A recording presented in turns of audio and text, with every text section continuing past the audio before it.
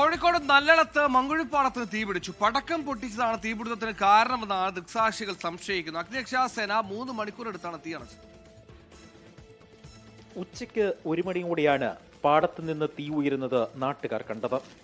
80 ഏക്കറോളം വരുന്ന സ്വകാര്യ വ്യക്തിയുടെ പാടം വർഷങ്ങളായി ഉപയോഗശൂന്യമായിരുന്നു.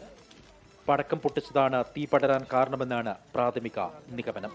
ഇത് ഞാൻ ഏകദേശം ഒരു മണിയോട് കൂടിയിട്ട് ഇതിലെ അങ്ങോട്ട് യാത്ര ചെയ്തിരുന്നു. അന്നേരം ചെറിയൊരു പുക വരുന്നതായിട്ട് കണ്ടു. വന്ന് നോക്കിയ സമയത്ത് മൊത്തത്തിൽ തീ പിടിച്ച് കിടക്കുകയാണ്. പടക്കം പൊട്ടിക്കാം, സിഗരറ്റ് കുറ്റി വലിച്ചെറിയാം, എങ്ങനെയാണെന്ന് നമ്മൾ കണ്ടിട്ടില്ലല്ലോ, കാണാത്തതിനെ കൊണ്ടൊന്നും പറയാൻ പറ്റില്ല.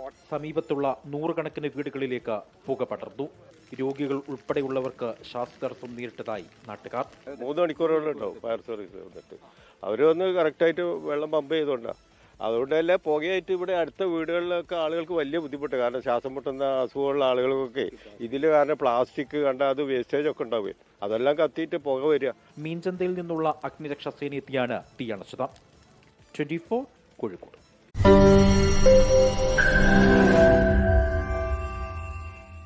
ലോകത്തെവിടെയായാലും ഏത് സമയത്തും 24 വാർത്തകളും ഓഗ്മെന്റഡ് റിയാലിറ്റി പാക്കേജുകളും എക്സ്പ്ലെയിനറുകളും വിശദമായി കാണാൻ ഞങ്ങളുടെ യൂട്യൂബ് ചാനൽ നിങ്ങൾക്ക് സബ്സ്ക്രൈബ് ചെയ്യാം.